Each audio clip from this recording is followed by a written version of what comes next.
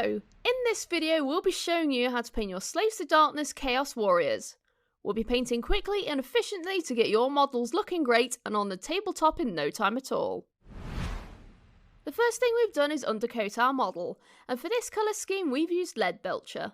This will give us a bit of a head start with the armour, saving us lots of time. The paints you'll need are on the screen right now. Remember that these are our recommendations. Feel free to paint your miniatures however you like.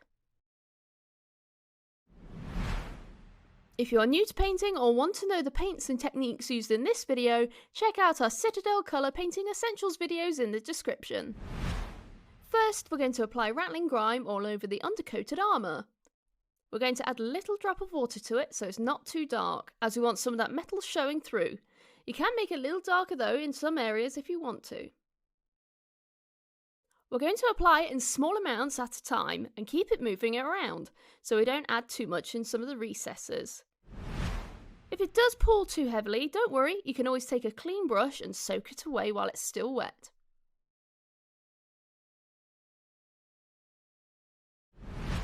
Next, we're going to dry brush some Iron Breaker really lightly to catch those edges.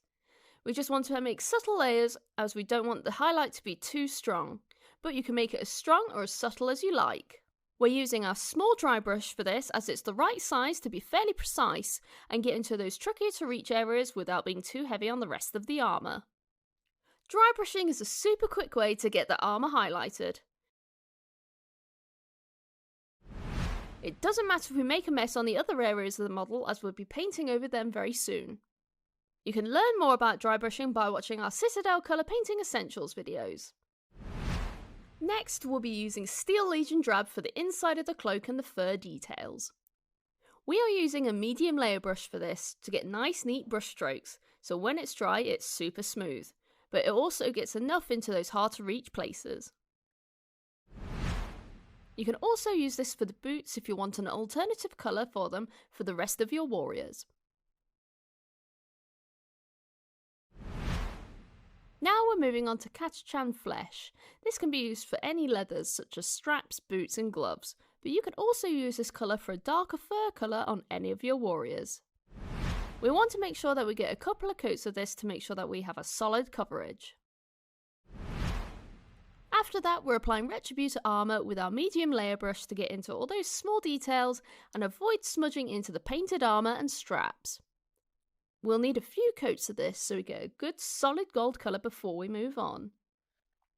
We'll need multiple coats of this colour to build it up over any other colours before it. Now is the best time to change our paint water to avoid mixing metallic flakes into our next colours. Next, we're using Corn Red on the outside of the cloak. We can also use this on any loincloths, or you can pop a little bit in the helmet visor for some simple red glowing eyes.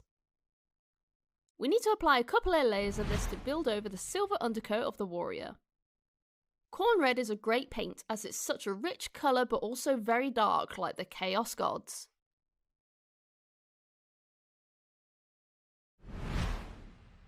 Now we're going to use Agrax Earthshade over the Retributor armour, Catachan Flesh and Steel Legion Drab. If you find the shade too dark in some areas, you can always thin it down with a drop of water and apply it. We are working in small sections and moving it around the desired areas. This helps stop shade drying too quickly and heavily in one area. If it is, don't worry, you can always grab a clean brush and soak up the shade if there is too much starting to pool. Finally, we're applying Druchii Violet over the Corn Red details. We want it in the recesses, so try and keep it thin on the raised areas. Don't worry, we can always tidy up those raised areas with Corn Red if it's too dark. Just like our other shades, if it's pooling too heavily in recesses, always take a clean brush and soak it up. If you want the cloth recesses darker, you can always add another layer after the first one is dry. And there we are! Your Chaos Warrior is finished and looking awesome. You can see that our model is based in Astrogranite, but you can base it in any colour you want. If you'd like to know more about basing, check out our technical paints video all about it. Well, I hope you enjoyed this video and we'll see you next time. Bye bye!